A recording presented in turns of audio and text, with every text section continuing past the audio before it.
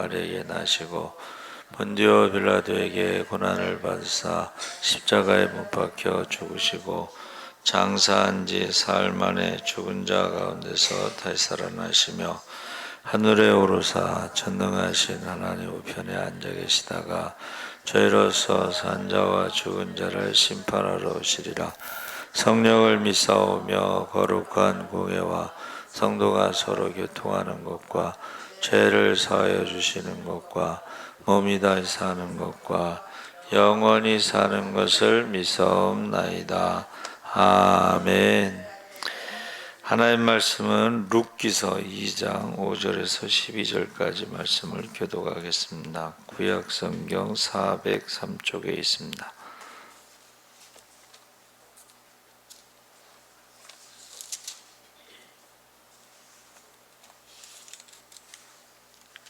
이 장 5절에서 12절까지 교독을 하겠습니다. 보아스가 베는 자들을 거느린 사환에게 이르되 이는 누구의 소녀냐 하니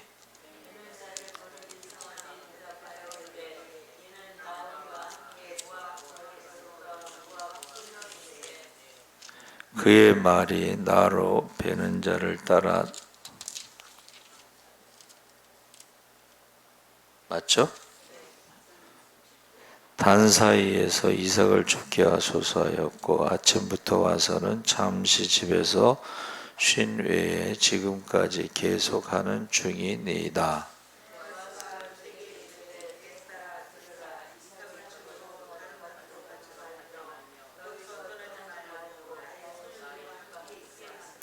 그들이 베는 밭을 보고 그들을 따르라. 내가 그 소년들에게 명령하여 너를 건드리지 말라 하였느니라. 목이 마르거든 그릇에 가서 소년들이 길어온 것을 마실지니라 하는지라.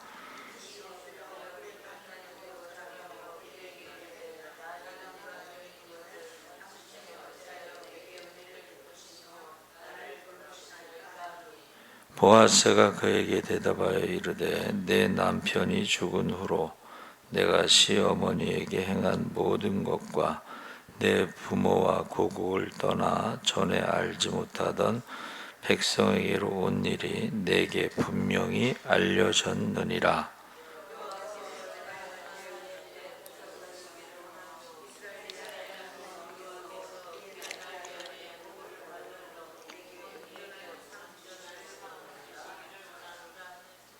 아멘. 할렐루야. 네, 말씀의 제목을 날개 아래. 날개 아래라는 제목인데, 날개 아래라는 말은 이제 보호라는 뜻인데 누구의 날개 아래 있느냐가 굉장히 중요하다는 거죠. 그래서 사람은 나무는 큰 나무 밑에서 자랄 수가 없습니다. 사람은 큰 사람 밑에서 커야 된다. 그래서 누구의 신앙을 물려받았느냐, 그 신앙의 족보가 있습니다. 그래서 보면은 그 신앙의 그 뿌리가 있는 그 친구들은 그 목회가 좀 다르더라고요. 신앙의 뿌리가 없는 사람은 맨 땅에 헤딩하는 개척을 하는 거고 신앙의 뿌리가 있는 사람들은 그게 달라요. 그래서 우리 용인에 가면은 순교자 기념관이 있습니다. 그래서 거기 가서 보면 순교자들 명단이 교단별로 나와 있어요. 이렇게. 근데 이제 장로교단이 제일 많고 감리교단. 원래 그 선교사들이 들어왔을 때에 북쪽은 감리교단이, 남쪽은 장로교단이. 그래서 사실은 장로교단이 이제 더 남쪽에서 있었으니 크고 감리교단은 북쪽에서 내려온 사람들로, 그래서 강화도에 가면 감리교회가 많습니다. 북쪽에서 내려온 사람들. 그래서 순교자들도 그 교단별로 이렇게 쭉 있는데 저희 교단은 이제 6.25 때 신안 천사섬 그쪽 중심으로 이제 순교자들이 많았어요. 그래서 그쪽에서 교단의 인물들이 많이 나왔습니다. 김중곤 목사님서부터 시작해서 교단의 인물. 그래서 저는 이제 가서 생각한 거는 우리 부모가 심지 않았으니까 우리가 거둘 게 없잖아요. 그러니까 우리가 심어야지 우리 자녀들이 거둘 것이다. 그 생각을 했습니다. 그래서 이 날개 아래라는 것은 2장 12절에 여호와께서 네가 행한 일에 보답하시기를 원하며 이스라엘의 하나님 여호와께서 그의 날개 아래에 보호를 받으러 온 내게 온전한 상을 주시기를 원하노라 하는지라. 그러니까 이게 보아스가요, 이 당시에 룻기서의 배경이 사사기 시대입니다. 사사기라는 것은 각자의 자기의 소견대로 향하고 각기 자기 갈 길로 가는, 한마디로 말하면 믿음이 없는 시대인데 보아스는 믿음이 있었던 사람으로 이삭을 줍는 사람서부터 시작해서 그 추수하는 일꾼들이 있죠. 그 사람들을 축복을 해줘요. 아침에 일어나서 쉽게 말하면 아침에 일하기 전에 축복 기도를 해줘. 그래서 우리가 그 믿음의 그 기업들 있잖아요. 아침에 예배 드리고 그렇게 하는 데가 있어요. 그래서 이렇게 지금 나오미와 룻의 결단에 대해서 이제 이어져서 룻이 친정으로 돌아가지 않고 해서 나오미가 남편과 두 아들을 의지하고 모압 땅으로 갔을 때는 이게요, 가나안 땅에서 모압 땅으로 갔다는 것은 하나님을 떠났다는 의미, 믿음을 떠났다는 의미가 되겠습니다. 그러니까 믿음을 떠났을 때 의지하던 남편도 죽고 믿음을 떠났을 때 의지하던 두 아들도 죽고 이제 며느리 2명만 남았잖아요. 그래서 오르바와 룻이 남았는데, 오르바라는 뜻이요, 돌아가다 이런 뜻이에요. 돌아가다. 우리가 신앙생활 하면서도 중간에 돌아가는 사람들이 있어요. 그것을 뭐라 그러냐면 성령으로 시작해서 육신으로 끝나는 사람들. 옛날에 성령 받고 은혜 받고 막 체험도 있고 축복도 받고 은사도 있고 그랬는데 어느 날 시험이 들어가지고 하나님을 떠나고 교회를 떠나고 믿음을 떠나고 그런 사람들이 있어요. 그게 바로 오르바라는 거예요. 오르바, 돌아가다, 돌아가는 사람들. 룻은 무슨 뜻일까요? 룻은 친구란 뜻이에요. 가장 좋은 며느리는 친구 같은 며느리야. 딸 같은 며느리는 없습니다. 근데 친구 같은 며느리는 있어요. 그 친구 같은 며느리가 뭐예요?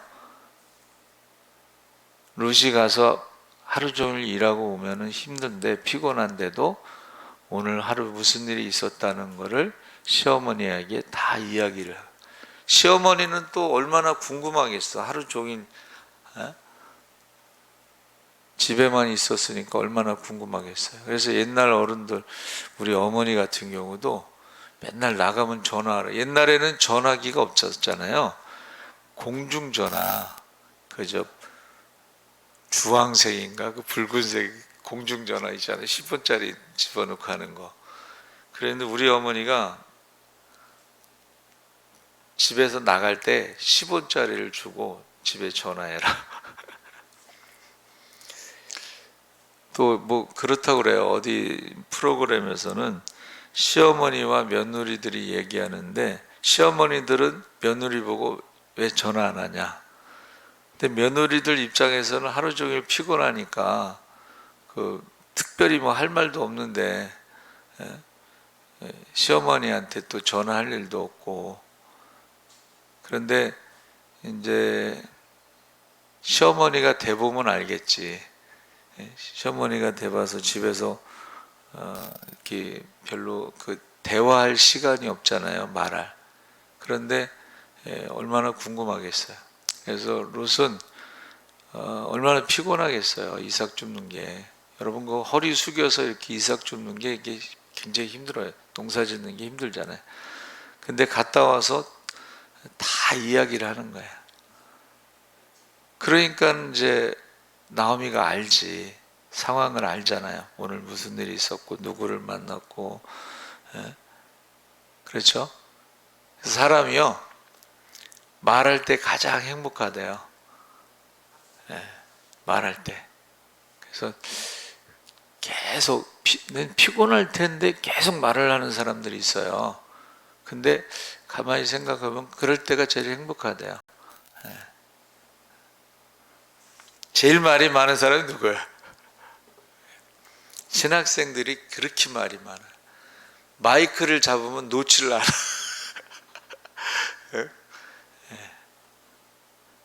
여전사님들이 있잖아요. 여전사님들이 이제 주로 이제 여자 성도들은 여전사님하고 상담을 많이 하는데 좋은 일을 상담하는 게 아니고 힘든 일을 상담하니까 맨날 남의 얘기만 듣다가 교역자 회의 여전사님들 모이잖아요. 그러면 그동안 못한 말을 하느라고 시간이 많이 간다는. 자, 그래서 지금 나오미하고 지금 돌아오기를 결정했죠. 뭐라고 그랬어요? 어머니의 하나님이 나의 하나님이 되십니다. 어머니가 가시는 곳에 나도 가고 어머니가 머무는 곳에 나도 머물고 어머니가 죽은 곳에 나도 죽어 묻히겠나이다. 이거는 모든 시어머니들이 듣고 싶은 말일 수도 있어요. 그렇죠? 그래서 오늘 말씀의 룻의 결단이 얼마나 큰 축복인가. 믿음의 결단을 하고자 할 때 머뭇거리지 않고 과연 하나님이 나를 지켜주실까? 나만 멍청하게 생각하는 것이 아닌가? 그렇게 생각할 수도 있고 의심할 수도 있고 머뭇거릴 수도 있는데 어머니의 하나님이 나의 하나님이라는 것은 어머니를 통해서 하나님을 알고 있다는 거예요. 그렇죠? 그래서 반드시 보호해 주신다. 확실하게 보상해 주신다. 하나님의 그 섬세한 손길을 볼 수가 있는 것입니다. 그래서 룻을 보호해 주시는 하나님, 우리가 읽은 이제 2장 1절에서 13절까지가 있는데 2절에 바로 룻이 이삭을 줍고자 집을 나서고 막상 베들레헴으로 돌아왔지만 먹고 살아갈 수가 없었죠. 왜냐하면 집도 없고 땅도 없고 뭐 가족도 없고 집안에 남자가 없으면은 사실은 여자들은 돈 벌 수 있는 게 그 당시에는 없었거든요. 그러니까는 이삭을 주우러 간 곳이 있었는데 그 3절에 보니까 룻이 가서 베는 자를 따라 밭에서 이삭을 줍는데 여기서 성경에 우연히 엘리멜렉의 친족 보아스에게 속한 밭에 이르렀더라. 이게 우연이라고 번역된 거예요. 성경에 우연이 없다고 그랬잖아요. 제가 성경에 우연이 없다고 그랬는데 우연이라고 번역이 됐어. 그래서 제가 히브리어를 이제 찾아봤더니 미크레라고 했는데 이것은 돌발 사고로 일어나는 일 그랬는데 이 미크레라는 말은 이 명사는 카라라고 하는 동사에서 유래됐고 그 카라는 코라라고 하는 명사에서 왔는데 대들보라는 뜻인데 여러분 집을 지을 때 대들보를 우연히 지으면 어떻게 돼? 부실공사가 되는 거예요.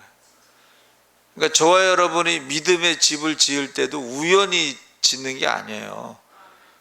믿음의 반석 위에 예수 그리스도에 대한 신앙 고백 위에 주는 그리스도시여 살아계신 하나님의 아들이십니다. 그 위에 믿음의 집을 지어야 되는데 다른 데다 지은 사람들이 있어요. 그러면 그게 부실공사가 되고 무너지는 거예요. 성경에서 예수님 뭐라 그러셨어요? 모래 위에 지은 집, 비가 오고 창수가 나면 무너진다 그랬어요.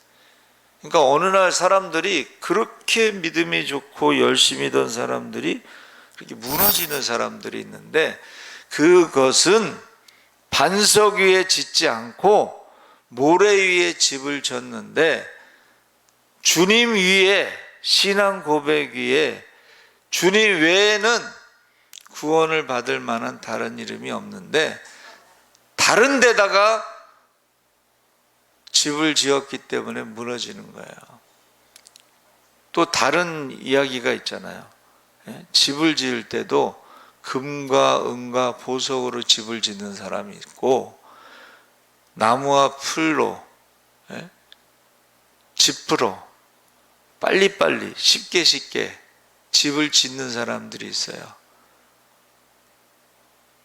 근데 주님께서는 고난이라는 것을 통해서 연단하시면서 집을 짓는 것이지, 믿음의 집이 그렇게 쉽게 대강대강 그렇게 신앙생활하면서 집을 짓는 것은 반드시 불로 시험을 해서 나무와 풀과 지프로 지은 건 다 타버리고 재만 남아서 부끄러운 구원에 이르는 것이고, 금과 은과 보석으로 짓는 것이 힘들고 어려울지라도 불로 시험하면 더 아름답게 빛나고 더 가치가 있고 더 튼튼하고, 할렐루야.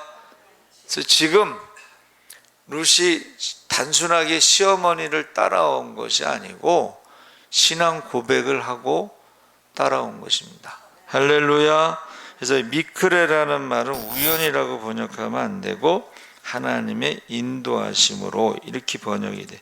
하나님의 섭리 가운데 인도하심으로. 그러니까 저와 여러분이 신앙생활할 때 여러분 어떻게 우리가 믿음을 갖게 됐겠어요?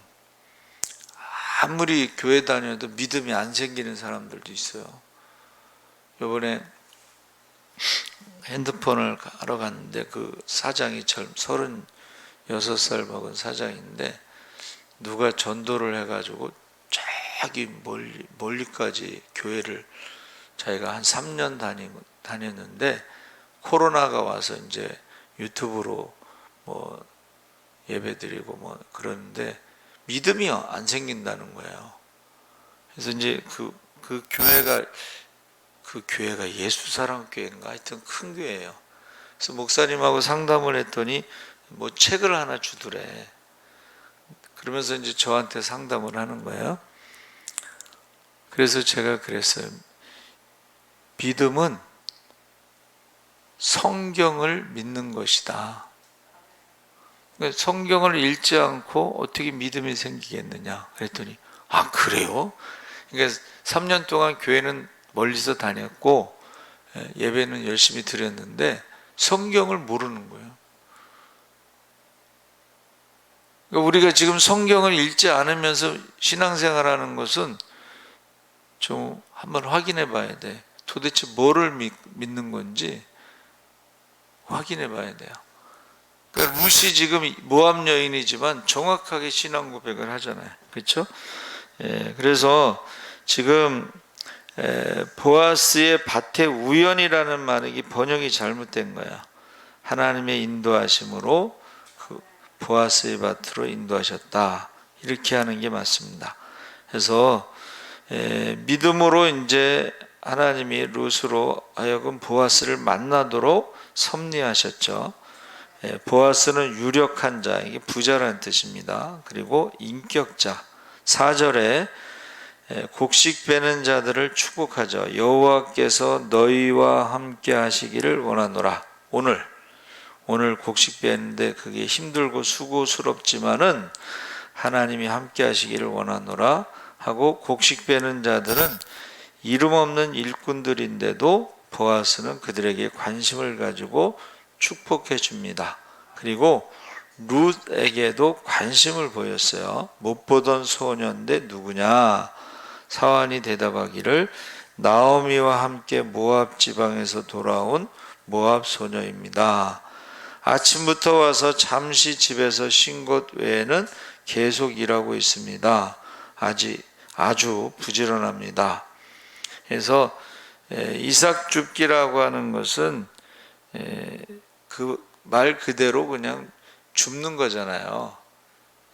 그러니까는 많이 주울 수가 없어요. 그거는 뭐 떨어진 걸 줍는 거잖아, 그렇죠?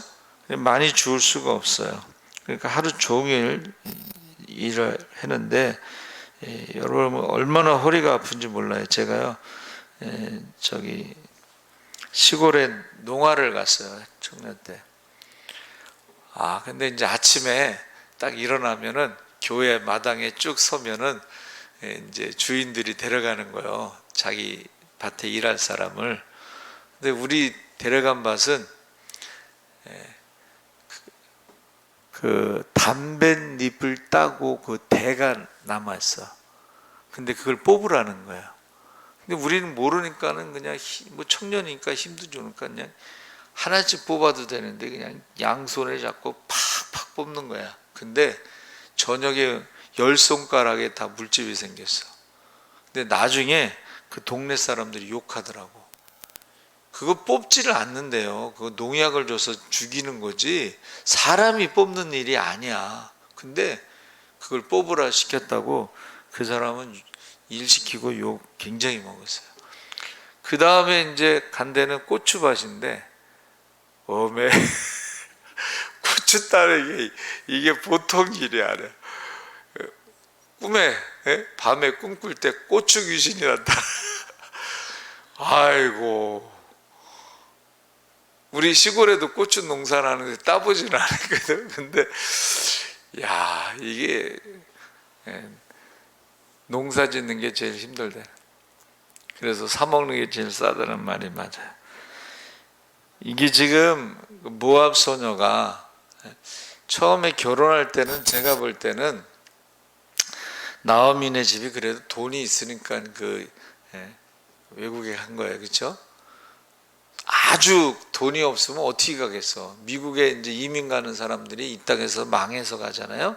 그래도 비행기 값이라도 있으니까 갔을 거 아니야. 우리는 차비도 없던 시절에 이민 가는 건 그래도 돈이 있는 사람들. 그러니까 모압에 갔을 때도 어느 정도 돈이 있었으니까 아들도 장가 보냈지. 돈 없는데 모압 여인들이 좋다고 뭐 시집 오겠어요? 그러니까 어느 정도 돈이 있었던 것 같아요. 그런데 부잣집에 시집 가서 좀 잘 살려고 했는데 남편이 죽고 집안이 망한 그게 지금 이 상황이거든. 그래서 지금 누구냐 했을 때에 그 관심이 있었다는 거예요. 그리고 힘든 일을 쉬지 않고 하고 시어머니를 봉양하기 위해서 열심히 일한다. 여러분, 유대인들은 이방인에게 호의적이지 않는 거 아시죠?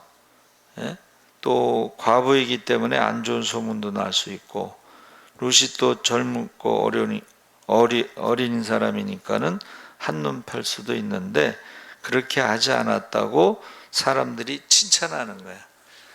이 시골이나 이런 데는 소문이 빠릅니다. 그렇죠? 소문이 빨라요. 재미난 얘기 하나 해봐야지. 어떤 사람이 시골에 전도를 하는데 그 사람들을 모으는 방법이 당신이 동네 사람들을 10분 안에 모으면 내가 당신 소원을 들어주겠다. 그랬더니 이 사람이 참 용감해.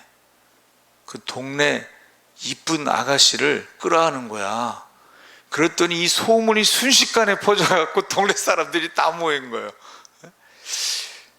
그 참 용기 있는 사람이죠. 어떻게 보면 맞아 죽을지도 모르는데 동네 소문이 5분 안에 쫙 퍼져가지고 동네 사람들이 다 모였다는 거예요. 그러니까 지금 룻의 이야기도 지금 이 동네 사람 이방 여인이 왔으니까 또 어린 사람이고 또 뭐 시어머니 모시고 있다고 하니까 이게 소문이라는 게 굉장히 빨라. 그래서 지금 소녀에 대해서 이제 물어보니까는 그걸 다 얘기해주고 그것을 듣고 나서 이제 여기 떠나지 말고 나의 소녀들과 함께 있고 소년들이 건들지 못하도록 보호해주고 목마른 것은 마시고, 물이라는 것은 굉장히 소중한 거죠. 여기서 배려를 해줬어요. 그때 보세요. 10절에 룻이 엎드려 얼굴을 땅에 대고 절하며 그에게 이르되 나는 이방 여인이거늘 당신이 어찌하여 내게 은혜를 베푸시며 나를 돌보시나이까 하니, 이게 유대인들에 대해서 알고 있는 거예요. 유대인들은 이방인들을 사람 취급을 안, 개처럼 취급하잖아. 수로보니게 여인에게 자녀의 떡을 왜 개에게 주겠느냐 그렇게 했잖아요. 그러니까 이방인들은 개처럼 취급했는데 지금 이렇게 은혜를 베푸는 것을 물어본 거예요. 지금 그래서 이방 여인이 자기가 아무 자격이 없는데도 지금 분에 넘치는 은혜를 베푼다는 것을 물어본 거예요. 왜 이렇게 은혜를 베푸십니까? 11절에 보니까 룻이 시어머니를 잘 섬기고 여호와의 신앙을 가지고 이스라엘 백성으로 왔기 때문이라고 말하고 있습니다. 특별히 이렇게 룻이 제가 시어머니 모시고 있어요 하고 자랑하고 돌아다니지 않아도 아까 말씀드렸죠? 소문이 빠르다. 여러분, 보아스가 왜 룻에게 은혜를 베풀었을까요?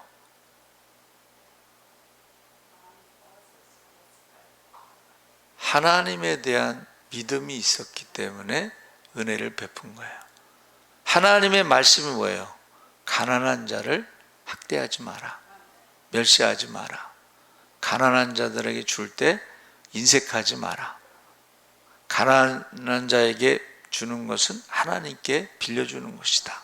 하나님께서 이 땅에서도 갚아주시고 하나님 나라에서도 상을 줄 것이다.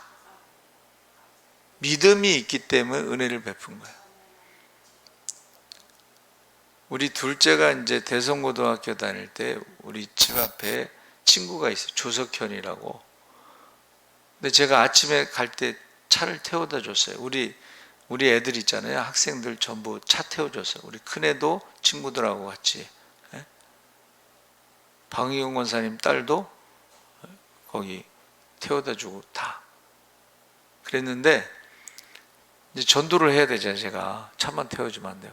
그래서 내가 물어봤어요. 석현아, 내가 왜 너를 학교에 데려다 주는지 아니? 그랬더니 모르지. 왜 데려다 주는 거예요? 우리 아들 친구니까 데려다 주는 거야. 하나님이 왜 은혜를 베푸는 거예요? 하나님의 말씀 때문에 은혜를 베푸는 거예요. 하나님이 왜 우리를 사랑하셔요? 예수님 때문에, 예수 믿기 때문에 우리를 사랑하시는 거예요. 할렐루야. 그걸 은혜를 지금 말하고 있는 것입니다. 그래서 12절에 여호와께서 내가 행한 일에 보답하시기를 원하며 이스라엘의 하나님 여호와께서 그의 날개 아래에 보호를 받으러 온 내게 온전한 상을 주시기를 원하노라. 여호와께서 너에게 보답하기를 원한다. 날개 아래에서 보호하기를 원한다. 온전한 상을 주시기를 원한다. 할렐루야. 룻이 나오미를 따라온 것이 하나님의 날개 아래 들어왔다, 이렇게 해석을 한 거예요. 하나님의 날개 아래 들어왔기 때문에 너를 보호할 것이고, 또 시어머니 내 부모를 공경하라. 내가 땅에서 잘되고 장수하리라. 반드시 너에게 상급이 있을 것이다 라고 지금 말해주고 있는 것입니다. 그래서 우리 인생에도 어떤 날개 아래 들어가는가가 참 중요합니다. 하나님의 날개 아래 피난처가 되신다고 말씀하셨습니다. 시편 91편 4절 7절에 그가 너를 그의 깃으로 덮으시리니 내가 그의 날개 아래에 피하리로다. 그의 진실함은 방패와 손방패가 되시나니 너는 밤에 찾아오는 공포와 낮에 날아드는 화살과 어두울 때 퍼지는 전염병과 밝을 때 닥쳐오는 재앙을 두려워하지 아니하리로다. 할렐루야. 시편 91편 내용입니다. 1000명이 내 왼쪽에서 10,000명이 내 오른쪽에서 엎드려지나 이 재앙이 내게 가까이 하지 못하리라. 제가요 코로나가 온 다음부터 이 말씀을 보냈어요. 사람들한테. 우리 선생님한테도 보냈어요. 선생님, 코로나에 대해서 성경에 이런 말씀이 있습니다 하고 이 말씀을 보냈어요. 1000명이 코로나로 사람들이 얼마나 많이 죽었어요. 10,000명이. 그런데 그 재앙에서부터 하나님께서 우리를 지켜주신다고 했습니다. 찬송가 419장에 주날개 및 내가 평안이시네 밤 깊고 비바람 불어쳐도 아버지께서 날 지켜주시니 거기서 평안히 쉬리로다. 주 날개 및 평안하다. 그 사랑 끊을 자 누이뇨. 주 날개 및 내 쉬는 영혼 영원히 거기서 살리. 할렐루야. 이 찬송가를 지은 윌리엄 올컷 커싱, 이 사람이 1824년에서 1902년까지 사신 분인데 목사님인데 성대에 문제가 생겨 설교를 할 수 없게 되었습니다. 목사가 설교를 못하면 어떻게 되겠어요? 낙심, 또 하나님을 원망할 수도 있고. 그런데 사랑하는 주님, 건강한 몸으로 있을 때 주님께 충성을 다하지 못했는데 이 병든 몸으로 남아 충성을 다하게 하여 주시옵소서. 그가요 찬송가 가사, 성대는 안 나와도 가사는 지을 수가 있잖아. 그래서 찬송가를 30편에 넘는 가사를 작시했어요. 어떻게 보면 목사로서 설교한 것보다 찬송가 300곡을 작시한 것이 더 큰 하나님의 일을 한 것인지도 모르겠습니다.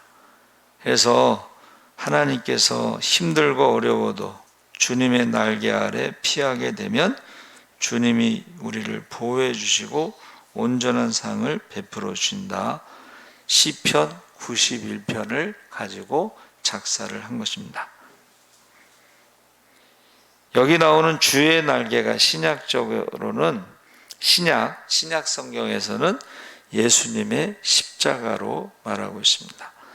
우리 인생이 아무리 힘들고 어려워도 주님의 십자가 밑에 나아가면 주님은 우리를 있는 모습 그대로 받아주시고 죄 사함의 은혜를 베풀어 주십니다. 할렐루야. 그래서 마태복음 11장 18절에 수고하고 무거운 짐진 자들아 다 내게로 오라. 내가 너희를 쉬게 하리라. 우리가 때마다 십자가 날개 아래 나아갈 때 주님은 우리를 품어주십니다. 우리의 허물과 죄를 정죄하지 않으십니다. 사탄의 모든 송사로부터 우리를 보호해 주십니다. 또 부활 생명으로 독수리의 날개치며 올라감 같은 힘있는 인생을 살게 하십니다. 현실의 어려움을 딛고 일어나서 미래를 향해 비상하는 인생을 살게 하십니다. 룻에게 있어서 최고의 상은 바로 보아스를 만난 것입니다. 우리 인생에 있어서 최고의 상급은 예수님을 만난 것입니다. 그래서 반전이 일어나요. 반전. 사실은 이방 여인이고 시어머니는 과부고 자기도 과부고 집도 없고 땅도 없고 재산도 없고 뭐 먹고 살려고 이삭을 줍긴 하는데 뭐 그렇게 즐겁겠어요. 또 사람들이 또 말이 많잖아. 나오미가 아니냐. 여러분, 나오미가 기쁨이지만 나오미가 아니냐는 것은 이게 조롱하는 거예요. 돈 좀 있다고 모압 땅에 가서 좀 어떻게 해보려고 하다가 다 털어먹고 남편 죽고 두 아들 죽고 며느리 하나 어린 것 어떻게 꼬셔가지고 데리고 왔는가. 이 말이 많아. 사람들이요, 남의 말은요 참 없는 말을 만들어내. 예? 그런데 보아스를 만난, 아까 말씀드렸죠, 우연이라는 말은 없는데 그것은 대들보를 놓는 것처럼 그 믿음의 반석 위에 그가 그의 인생을 믿음을 잘 놔서 하나님의 인도하심을 받은 것이다 그랬죠. 그래서 우리가 사실은 자격이 없다고 뭐라 그랬어요? 13절에 룻이 이르되 내 주여 내가 당신의 은혜 입기를 원하나이다. 나는 당신의 하녀 중에 하녀와도 같지 못하오나, 그러니까 당신의 종보다도 못한 사람입니다. 그런데 당신이 어떻게 해요? 자격 없는 나를 위로하시고 마음을 기쁘게 하시고 축복하셔서 정말 당신의 은혜를 잊기를 원합니다 하고, 이 은혜 받았을 때의 자격이 없던 사람에 대해서 위로의 말씀에 지금 감사하고 있어요. 그러니까 은혜 받을 만한 사람들은 감사를 해. 자격이 없으니까 감사하는 거예요. 근데 대개는 은혜 베푼 것을 권리로 생각하는 사람들은 멀리하라, 이런 말이 있어요. 은혜를 베풀었는데 그것을 권리로 생각하는 사람들이 있어요. 그런 사람들은 멀리하라, 이런 말이 있습니다. 그래서 지금 은혜 받을 자격이 없는데도 은혜를 베푸셨으니까 감사합니다. 그래서 저와 여러분도 과거에 허물과 죄로 죽었던 자들, 에베소서 2장 1절에 육체의 욕심을 따라 본질상 진노의 자녀들, 그리스도 밖에 있었고 이스라엘 밖의 사람, 이방인이고 약속의 언약에 대해서 외인이고 세상에서 소망이 없고 하나님이 없는 자들이었는데 우리가 예수 안에서 그리스도의 피로 가까워졌습니다. 에베소서에 나오는 말씀이죠. 그래서 지금은 예수의 피로 우리는 더 이상 죄와 허물로 죽은 사람들이 아니고, 그리고 욕심을 따라 진노의 자녀도 아니고, 그리스도 밖에 있는 것도 아니고, 이방인도 아니고, 약속의 언약에 대해서 외인도 아니고, 소망이 없는 것도 아니고, 하나님이 없는 자들이 아닙니다. 바뀐 거예요. 이게 반전이에요, 반전. 그래서 저와 여러분은 뭐라 그랬냐면 이렇게 얘기했어요. 예수로 말미암아 이제는 외인도 아니고 나그네도 아니고 오직 성도들과 동일한 시민, 하나님의 권속이 되었습니다. 에베소 2장 19절에. 그래서 14절에서 3장 18절까지는 이제 기업물을 보아스에 대해서 구체적으로 어떤 은혜를 베풀었는가. 14절에 함께 떡을 먹도록 식탁에 초청하고, 종은 같이 밥을 못 먹죠. 종은 어떻게 하는 거예요? 하루 종일 일하고 와서 주인에게 밥상을 차려주고 기다렸다가 그 밥상을 치우는 게 종이 할 일이야. 그렇죠? 근데 같이 와서 먹으라는 것은 굉장히 큰 은혜를 베푼 거예요. 그리고 뭐라 그랬어요? 무익한 종이 마땅히 해야 할 일을 했을 뿐입니다. 이렇게 말한다고 예수님이 가르쳐 주셨잖아요. 그렇죠?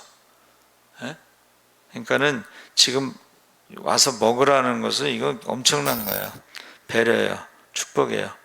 그리고 이삭을 줍는데 30kg 한 에바, 이거는 불가능한데 20절에 나오미가 자기 며느리에 이르러 그가 여호와로부터 복받기를 원하노라 하면서 그가 이제 고엘이, 기업물을 짜 고엘이라고 그랬는데 사람들에게 뭐라 했어요? 야, 저기 롯이 이삭을 주울 때 그 한 개, 두 개 언제 그렇게 힘들게 줍겠냐. 많이 이렇게 버리라고. 여러분, 예수 믿는 사람들은 어떻게 해요? 거룩한 허비를 하는 거야. 남들이 보면 아니 저 추수하는 놈이 반은 버리고 반은 가져간다 그러면 이게 나쁜 놈이 되는 거야. 사실은 주인 입장에서는. 근데 많이 버리라고 하는 것은 뭐예요? 가난한 자들에 대해서 배려를 하는 거예요.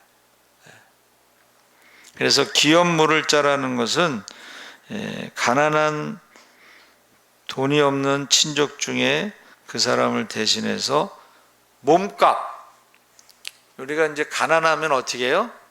종으로 팔려가잖아요. 그러면 몸값을 줘서 종에서 자유함을 줘야 돼. 몸값. 땅값. 땅도 팔아먹었어. 땅도 다시 사주는 거야. 집값. 집도 팔아먹었어. 집도 사주는 거야. 그 다음에 죄값. 죄를 지었어. 감옥에 갔어. 그러면 죄값을 돈으로 지급해서 나오게 하는 거야. 그리고 원수에게 억울한 일을 당했어. 그러면 원수를 갚아주는 게 기업 물을 자 고엘이야. 그리고 자녀가 없으면 자녀를 대를 이어줘야 돼. 그러니까 이게 일단은 돈이 많아야 되고 두 번째는 자원하는 마음이 있어야 돼. 그래가지고 이제 나오미가 그에게 가서 네가 가까운 친척이다 했는데 순위로 따지니까 이순이야. 이순이. 그렇죠? 그래서 이순인데 이제 나오미가 야 오늘 저기 목욕하고 그 보아스의 그 침소로 들어가라. 이게 이제 뭐냐면 청혼을 하는 거야. 근데 룻이 똑똑해요. 이제 이불 속에 들어가니까 얼마나 놀랬겠어. 누구냐 그랬더니 나는 당신이 기업을 물을 친족 중에 한 사람입니다 하고 고엘 얘기를 하는 거야. 그랬더니 이제 보아스가 뭐라고 대답을 해요? 야, 네가 젊고 이쁜데 이 늙은이를 늙은이에게 은혜를 베푸는구나. 젊은 사람하고 이렇게 연애해서 결혼할 수도 있잖아요. 그렇죠? 그런데 이 나이 많은 사람에게 은혜를 베푸는구나 하고 그를 칭찬하는 거야. 그런데 고엘은 순위 1순위자가 1번 그 다음에 내가 2번인데 내가 한번 가서 이제 법대로 하나님 말씀대로 내가 그걸 처리하겠다. 그리고 그가 이제 가서 성문 앞에서 그 1순위자를 만났어요. 근데 1순위자가 처음에는 하겠다고 고엘의 의무를 하겠다고 그랬는데 야 그런데 장가도 가서 애도 낳고 여러분 애를 낳으면 어떻게 돼요? 상속을 해줘야 돼. 에? 상속. 그러니까는 그가 포기를 해. 1순위를 포기해. 그래서 신발을 벗어서 주는 거야. 신발을 벗는다는 것은 자기 권리를 포기한다는 뜻이야. 그러니까 합법적으로 성문에서 많은 장로들 앞에서 증인을 세워놓고 자기가 기업 물을 자가 돼서 이제 룻하고 결혼을 하게 됩니다. 그래서 내 딸아 여호와께서 내게 복 주시기를 원하노니 내가 가난하건 부하건 젊은 자를 따르지 아니하였으니 내가 베푼 인애가 처음보다 나중이 더하도다. 그러니까 시어머니에게 베푼 것보다도 보아스에게 베푼 것이 더 크다. 이렇게 인정해 주는 거야. 그래서 그가 이제 고엘의 그 축복으로 아기를 낳죠. 그 아기의 이름이 뭐예요?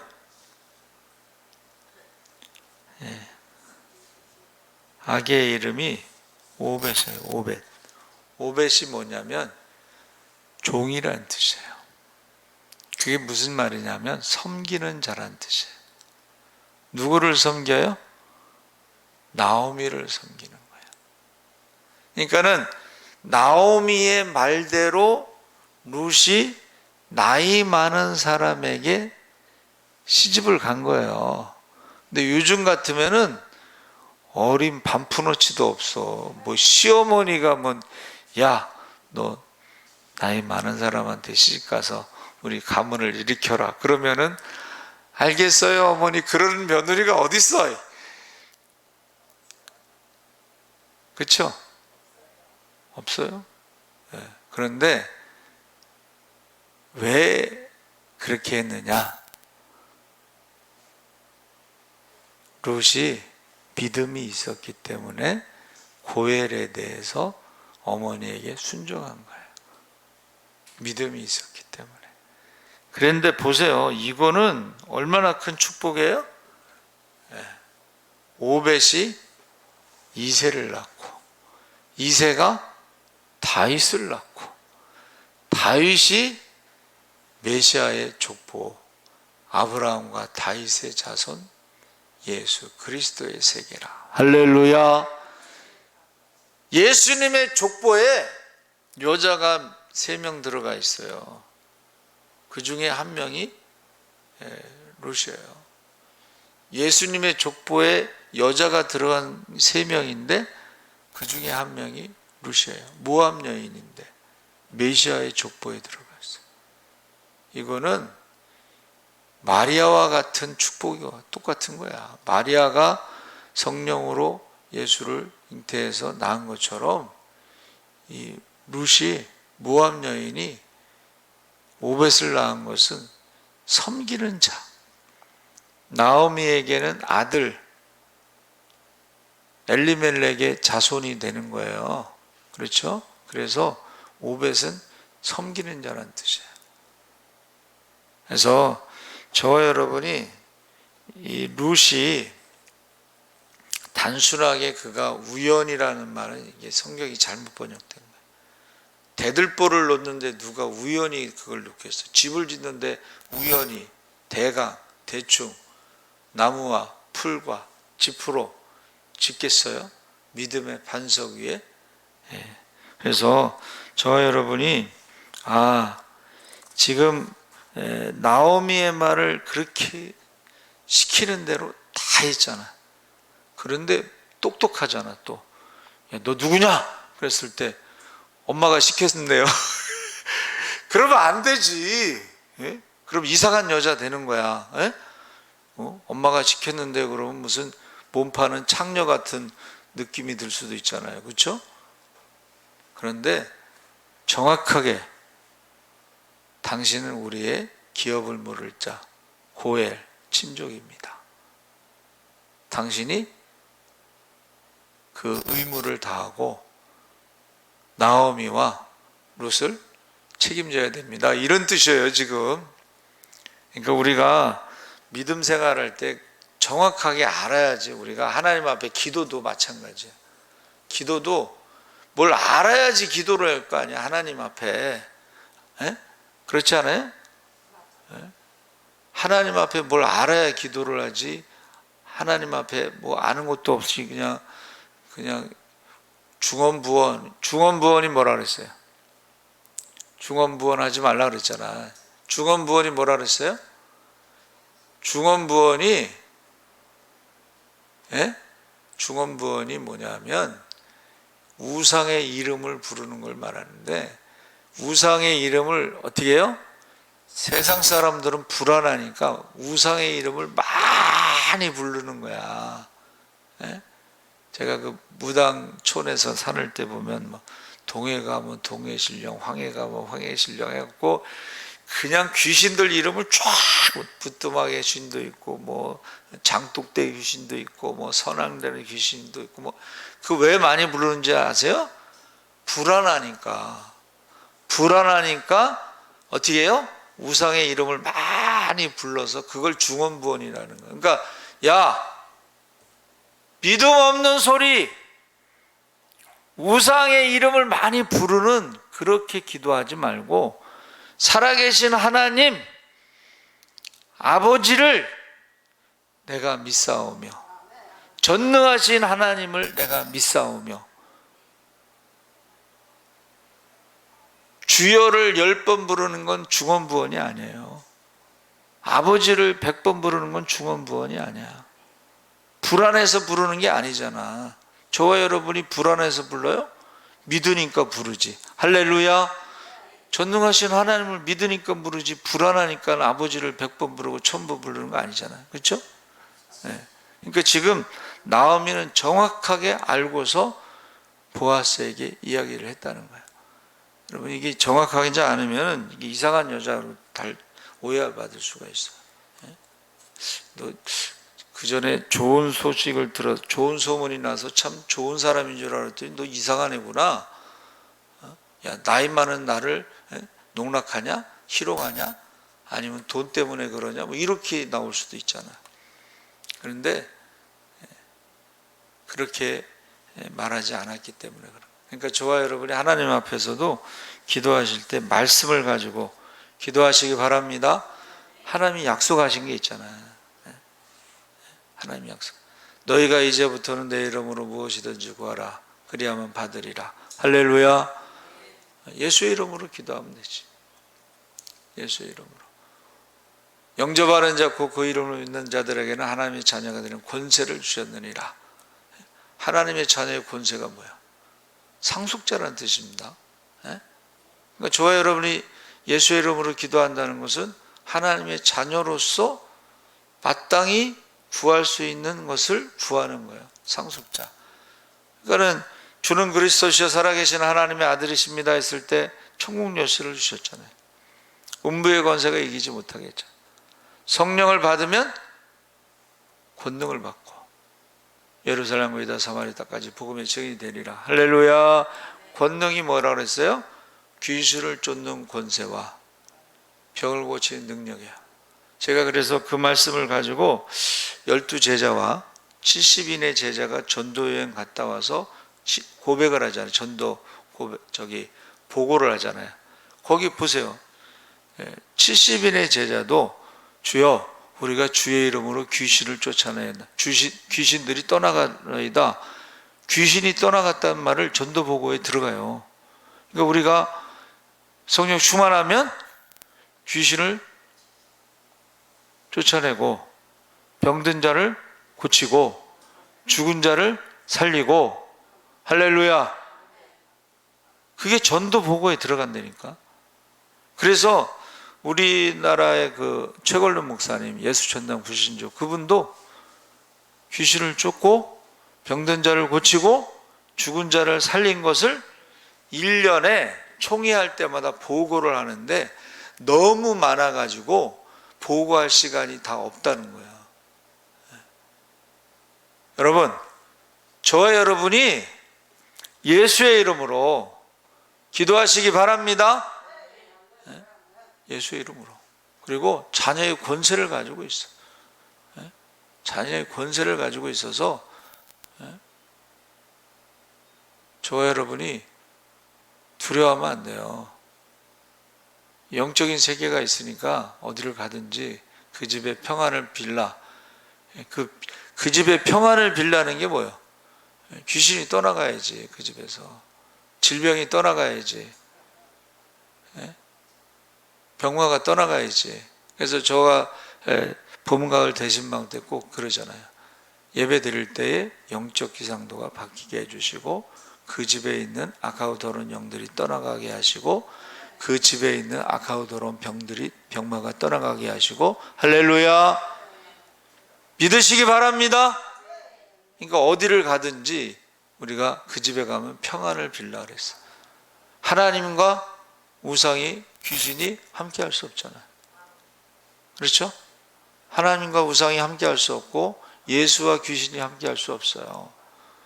그러니까는 우상 섬기는 사람들이 어떻게 하나님을 섬기겠어요? 귀신을 섬기는 사람들이 어떻게 하나님을 섬기겠어요? 그래서 저와 여러분이 지금 루시 그 어머니의 말씀대로 그렇게 순종했다는 것이 벌써 내 부모를 공경하고 순종하면 땅에서 잘되고 장수하리라는 축복이 있잖아요. 그렇죠? 잠언 16장 9절에 사람이 마음으로 자기의 길을 계획할지라도 그의 걸음을 인도하시는 것은 여호와시니라. 그래서 나오미에 대해서 뭐라 그랬어요? 룻이 어머니의 하나님이 나의 하나님. 철저한 신뢰가 있었어요. 예? 그러면서 나오미의 하나님이 나의 하나님이다. 그래서 지금 그 돌아온 지가 얼마 되지 않은데 그 이삭 죽게 하는 게 그게 뭐 얼마 되지 않잖아요, 그렇죠? 보리 이삭은 6월절에 있는 건데, 여러분 지금 배경이 뭐예요? 사사시대, 믿음이 없던 시절, 사람들이 각기 자기의 소견대로 행하던 시절에 보아스는 하나님으로 축복했던 사람, 가난한 사람들을 배려했던 사람, 자격이 있는 사람이고, 나오미도 역시 어머니 하나님 나의 하나님으로 그가 신앙 고백이 정확하고 고엘에 대해서 정확하고 나오미에게 순종했죠. 그래서 이것을 우리 만남은 우연이 아니야 그랬잖아. 안 믿는 사람들도. 여러분 결혼할 때 만나서 그 우연히 만나는 게 아니잖아요, 그렇죠? 대개 이제 결혼하는 사람들 만나면 다 이 사람이구나 하는 그런 느낌이 있다고 그러잖아요. 여러분, 저와 여러분이 지금 이 자리에서 말씀 듣는 것도 이게 우연이 아닙니다. 우리 정우는 그냥 예배 시간만 되면 아파서 집에 갔는데 이것도 우연이 아니에요. 그렇죠? 성경 우연은 없습니다. 그렇죠? 우연이 없어요. 그래서 지금 저와 여러분이 믿음이 없는 시대잖아요. 지금이 사사기 시대도 믿음이 없는 시대야.